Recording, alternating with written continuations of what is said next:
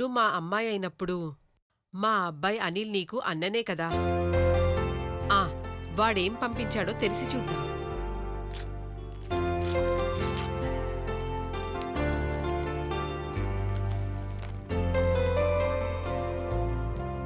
ఆ కుంకుమ పువ్వు. ఇదిగో,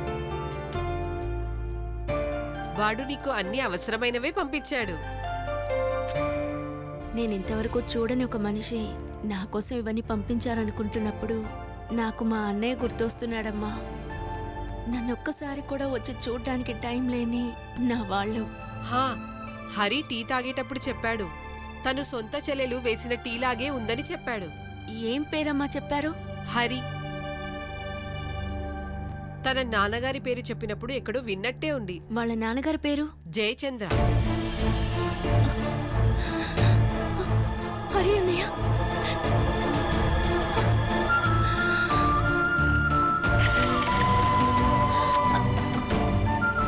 వెళ్ళొస్తాను.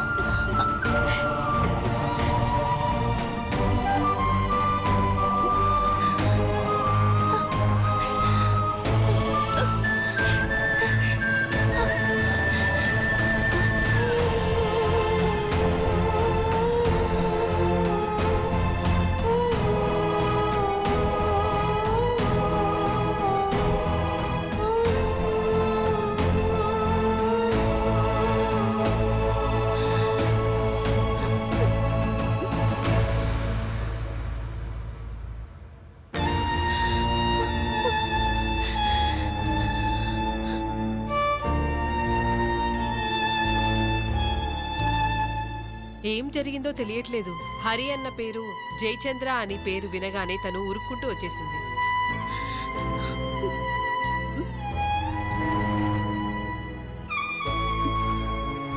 నీకు ఆ వ్యక్తి ఎవరో తెలుసా అమ్మా? నా సొంత అన్నయ్య. మా అన్నయ్య ఇప్పుడు వెళ్ళింది నా హరి అన్నయ్య.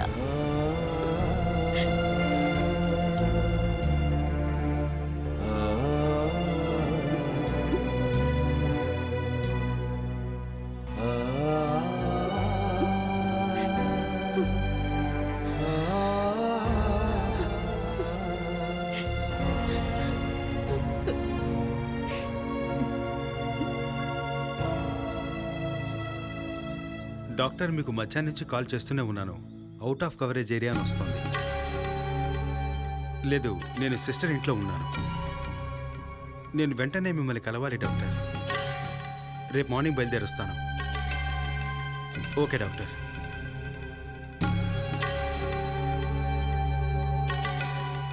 ఏంటి సురేష్, ఏంటి ప్రాబ్లం? చమేలి గురించి.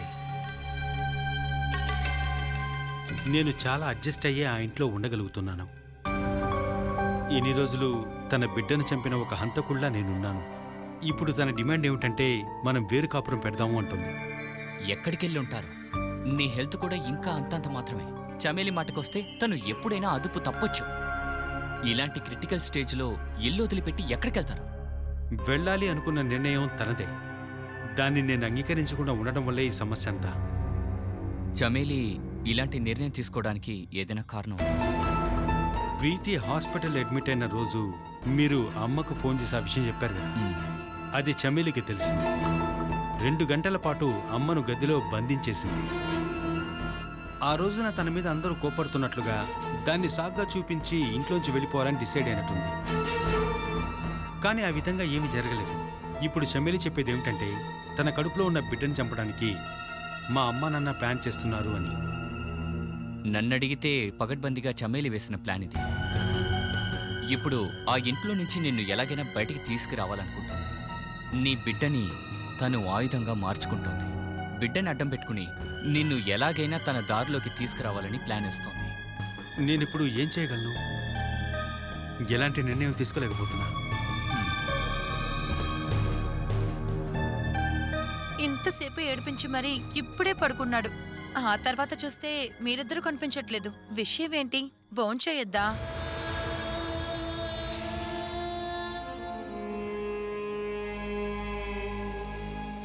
ఏంటన్నయ్య? ఇంట్లో ఒకటే సమస్యగా ఉందమ్మా. ఎక్కడికైనా ఇల్లు వదిలి వెళ్ళిపోదామా అని కొన్నిసార్లు అనిపిస్తోంది. ఆ ఇల్లు వదిలి వెళ్ళాలంటోంది చమేలి. ఎందుకు మారాలి? తానేం చేస్తుంది? తనేమనుకుంటుందో మనం చెప్పలేము కదా. చమేలి అలాగే చెప్తుంది. మీరవి పట్టించుకోకండి. అలా చేస్తూ ఉన్నాననుకో, సడన్గా ఏదో ఒక నిర్ణయం తీసుకుంటే ఏం చేయాలి? ఇంతకాలం ఊర్పుగా ఉన్నందుకు అర్థం లేకుండా పోతుంది. ఇంకా 1 నెలకి తను ఏం చెప్పినా ఏం చేసినా మనం తట్టుకుని తీరాలి. డెలివరీ తర్వాత కూడా తను ఇలాగే ప్రవర్తిస్తే మనం హాస్పిటల్లోనే కదా చేర్చి తీరాలి.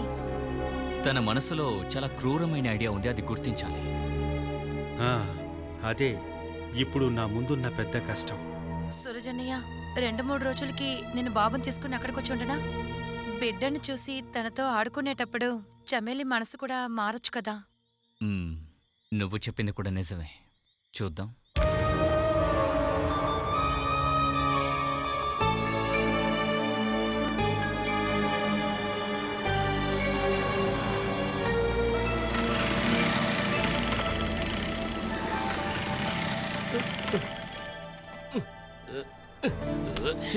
దీన్ని పెట్టుకొని ఎక్కడికైనా వెళ్ళినప్పుడే దీని పని చూపిస్తుంది. ఏం చేయాలో తెలియదే. ఇంతకు ముందంతా 100 రూపాయలు వేస్తే 2 రోజులు తిరిగేది. ఇప్పుడు 2 గంటల సేపు బాడిస్తేనే అయిపోతుంది. అరే ఏమైంది? పెట్రోల్ అయిపోయినట్టుంది.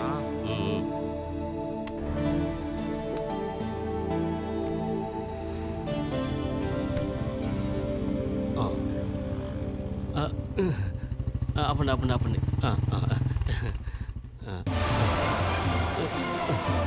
నువ్వు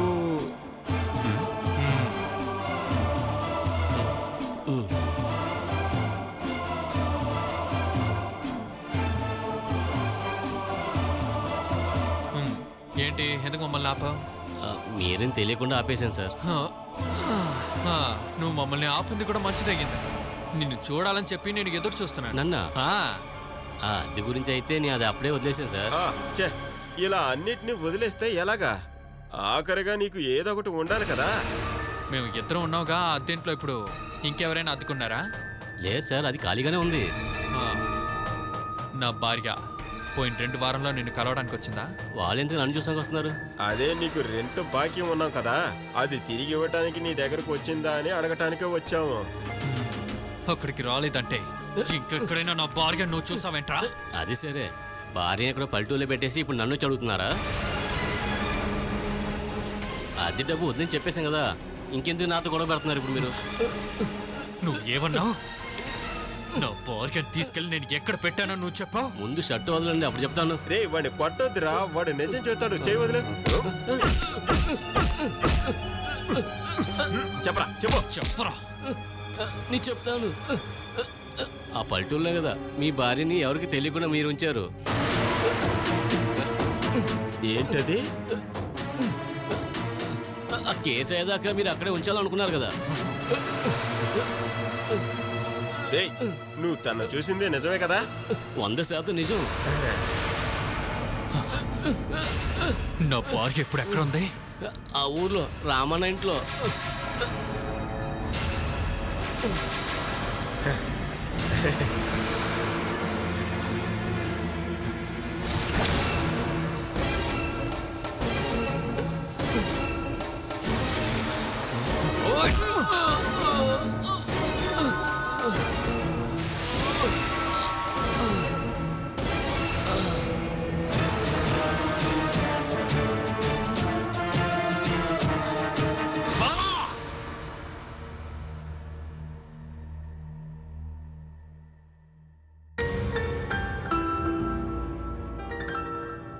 నువ్వు వేణులాగే మొదలు పెడుతున్నావు. అనుమానం అనేది ఒక వ్యాధి, దానికి ట్రీట్మెంట్ చేయాలి వెంటనే. అయితే నేను వేణు ఒకటేనా నీ ఉద్దేశం? లేకపోతే మన బాల తప్పుగా ఎటువంటి ఆలోచనలు చేయదని మనకి తెలుసు. కానీ ఇప్పుడు తన జీవితం ఏమైంది? తను బతికుందో లేదో కూడా తెలియట్లేదు. ఒక విధంగా చూస్తే నా 2 కూతుళ్ల జీవితాలు ఒకే విధంగా ఉన్నాయి. నా జీవితంలో వచ్చే సమస్యలన్నిటికీ కారణం తనొక్కటే. మనోజ్ బావ తన మీద చూపిస్తున్న ఆ సానుభూతి నేను సహించలేకపోతున్నాను. నువ్వింకా ఎందుకు తన్నే తప్పుపడుతున్నావు? ముందు తను ప్రాణాలతో ఉందో లేదో తెలుసుకోవాలి. తనకి ఏమైందో తెలియక నాకు బాధగానే ఉంది. నేనేమి అంత మనసాక్షి లేనిదాన్ని కాదమ్మా. కానీ మనోజ్ బావ ప్రవర్తన ఇంకా ఫోన్ కాల్స్ని బట్టి చూస్తుంటే నాకు ఏదో ఒక చిన్న అనుమానం కలుగుతోంది. మళ్ళీ మనం పిచ్చివాళ్ళం అవుతామేమోననిపిస్తోంది.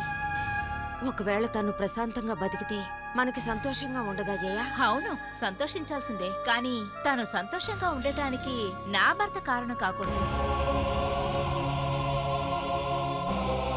కన్న తల్లిదండ్రుల్ని కట్టుకున్న భర్తని మోసం చేసి ఇప్పుడు తను బ్రతుకుతుందంటే అది మనోజ్ బావ సహాయంతో అయితే ఇక ఆ తర్వాత ఉండేది నీకొక్కే ఒక్క ఆడపిల్ల. జయ, మరి నన్నేం చేయమంటావమ్మా? వాళ్ళ ఇష్టానికి పోనీ నన్ను ఊరుకోమంటావా? ఒక విధంగా వేణు ఇలా పిచ్చోడుగా తిరగడానికి కారణం కూడా బాలే అయి ఉంటుంది. ఇక నా మనసులో కలిగిన అనుమానం నిజమైతే ఇంకా ఇవన్నీ వేణుకు తెలిస్తే మనోజ్ బావ బాల ప్రాణాలతో ఉంటారని నాకు అనిపించడం లేదు. ఇంకా ఇప్పుడు నువ్వు చూస్తున్న నీ కూతురు విధవరాలవుతుంది.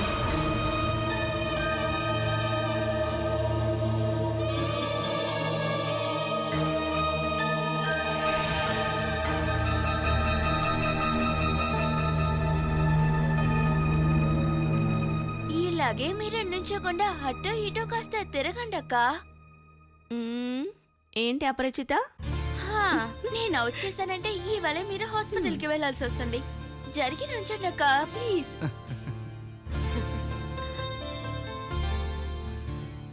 అరే జరగండక్క. ఈసారికి వదిలేస్తున్నాను. మనోజ్ అన్నయ్య వీళ్ళున్నారు చూసావా? వచ్చినప్పుడు పాపంగా ఉన్నారు. ఇప్పుడు అక్క అలాగా ఉంది. తోడుగా ఉంది. ఎంత కష్టపడుతున్నానో తెలుసా? ఎవరు ఎవరితో కష్టపడుతున్నారో మాకు కూడా తెలుసు. నాన్నెప్పుడు వస్తారమ్మా? ఇంకా 6 గంటల తర్వాతే వస్తారు నాన్న. వెళ్ళనని చెప్పారు గాని అప్పుడే ఆస్ట్రేలియా నుంచి అమ్ము కాల్ చేసి కంపల్ చేస్తూనే ఉంది. వాళ్ళ ఆడబడుచు కూతురు వాళ్ళ నామకరణ తప్పకుండా వెళ్ళాలని చెప్పింది. అందుకే ఆయన వెళ్ళారు. చూడకుండా వెళ్ళినా హరి ఇక్కడికి వచ్చి వెళ్ళాడని తెలియంగాని తెలియని ఒక టెన్షన్. వాడికి నేనే అన్ని విషయాలు మెల్లిగా చెప్దాం అనుకున్నాను. నా మూల్యంగానే బాలా ఇక్కడ స్టే చేస్తుందని నేను చెప్పే తనకు తెలియాలి. లేకపోతే జయలాగా హరి కూడా నన్ను సందేహిస్తాడు. ఒక్క నిమిషం లేట్ అయిపోయింది, లేదంటే వాళ్ళని చూసుండొచ్చు. చూడకుండా ఉండింది మంచిదే. ఇవాళ వెళ్ళి వాడి దగ్గర అన్ని విషయాలు చెప్తాను. బాలా, హరితో వచ్చింది నా చెల్లి, అంటే అమ్మ వాళ్ళ చెల్లి కూతురు దివ్య. తన్నే హరి పెళ్లి చేసుకోపోతున్నాడు. ఈ నెల 12వ తేదీ పెళ్లి. నువ్వేవి బాధపడకు, మనం ఎంతో కష్టపడ్డాం. నువ్వు ఈ పెళ్లికి వచ్చేలాగా మనం ఏదో ఒకటి చేద్దాం. సరే, నేను బయలుదేరతానమ్మా. Half day leave. వెళ్ళి ఆఫీస్ బయలుదేరాలి. బాలా, బావా, హర్యానాకి పెళ్ళి.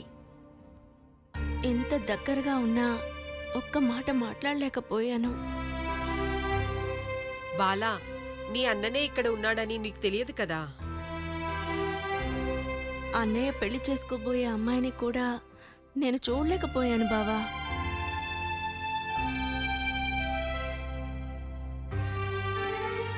బావా, నాకు హర్యానా పెళ్లికి రావాలని ఉంది.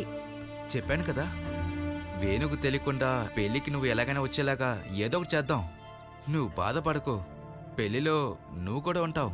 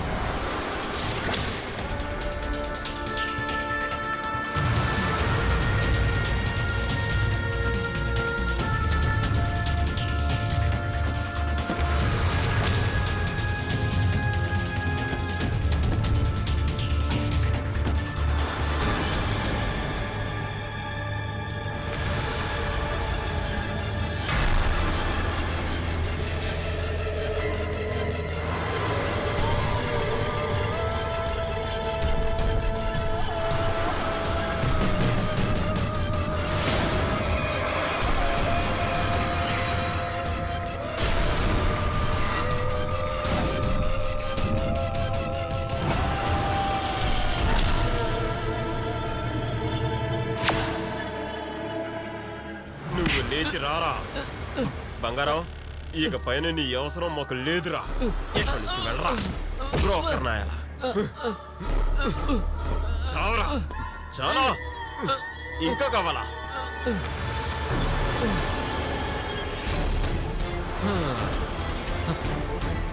రే ఇదంతా నీ ప్లానే కదా?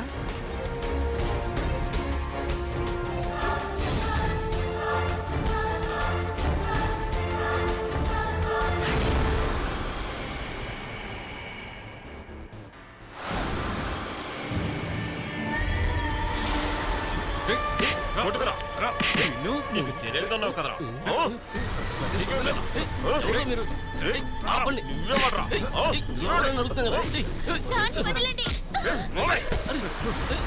నీకు మేమెవరో తెలియాలంతే కదా.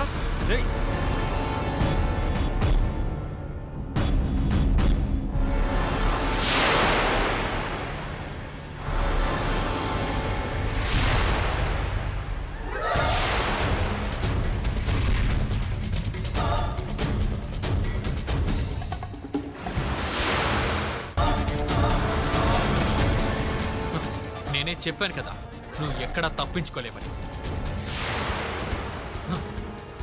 నువ్వు ఎక్కడికి వెళ్ళి దాక్కున్నా నేను నిన్ను వెతుక్కుంటూ వస్తాను. ఎక్కడికి వెళ్ళిపోతున్నావే? బయటికి రావే. రావే. చేస్తున్నావు తనని. వదలు. వదలండి.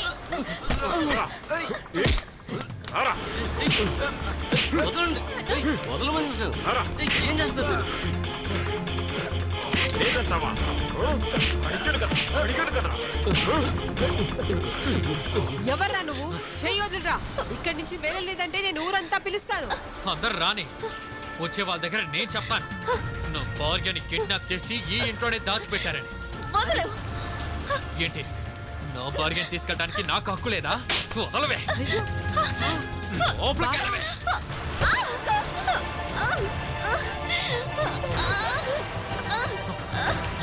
జరగవే. ఎక్కడికి వెళ్ళిపోతారా? లోపలికి వెళ్ళి కూర్చోవే. లోపలికి వెళ్ళి కూర్చో. కూర్చోవే. మర్యాదగా అడిగితే చెప్పరా. బలా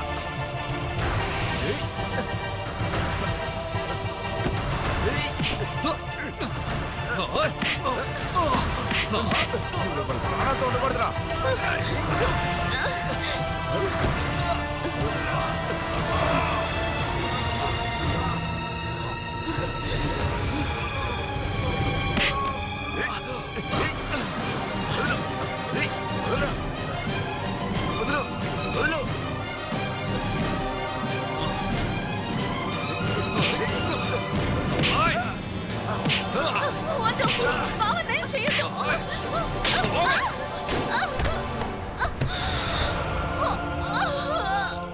అమ్మా బాలా.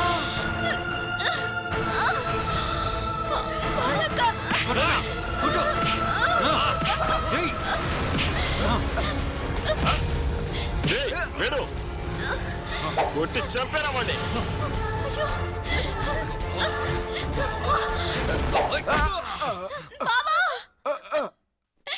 అయ్యో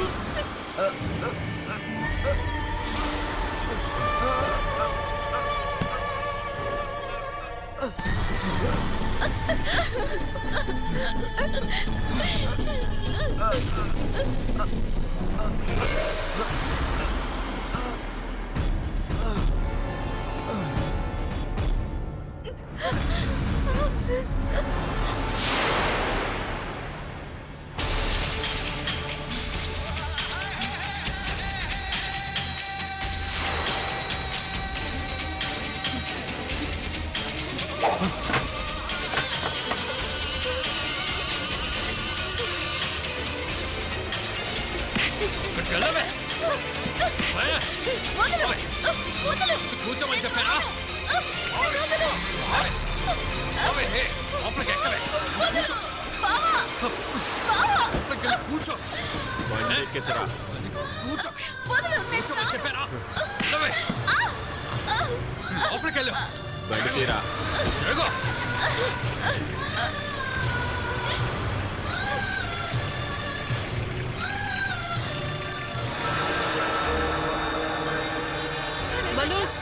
నానా రజనీయ. మనోజ్ లే రఘువని. బాలాన్ని తీసుకెళ్తున్నాను లే మనోజ్ లే రజనీయ. మనోజ్ మనోజ్ రజనీయ. లే మనోజ్ లే మనోజ్ లే చెప్పు. వదిలిపెట్టండి. నువ్వు ఎంత కొట్టినా కూడా తను తిరిగి కొట్టలేదన్న ధైర్యంతోనే కదా కొడుతున్నావు. మొగుడు పెళ్ళాల మధ్య నీకెందుకే? అత్తయ్య మీరు పట్టించుకునే సమయంలో పట్టించుకుంటే ఇలా జరిగేదా చెప్పండి? 3 మృగాలకు జన్మనిచ్చే కంటే కూడా ఒక మనిషికి జన్మనిచ్చుంటే ఈ ఇల్లు కొంచెమైనా బాగుపడి ఉండేది. చూడు ఇలా సిగ్గు లేకుండా ఇతనితో కొట్టించుకుంటున్నావు.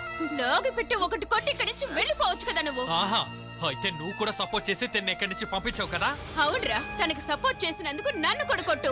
తిరిగి కొట్టలేదన్న ఆడవాళ్ళ దగ్గర కదా నీ మగతనంతా చూపిస్తున్నావు. ఏయ్, మర్యాదగా మాట్లాడలేదనుకో నా కాళ్ళతో తంతాను. అయితే తండ్రా ఏమే? అలాగే ఇలా దెబ్బలు తింటూ నేనైతే ఊరికే కూర్చోను. ఒక్క దెబ్బైనా సరే తిరిగి కొడతాను. తిరిగి కొట్టవచ్చు. వదలరా. ఎరా నీ కళ్ళు తెలియట్లేదు ఇది నా పెళ్ళం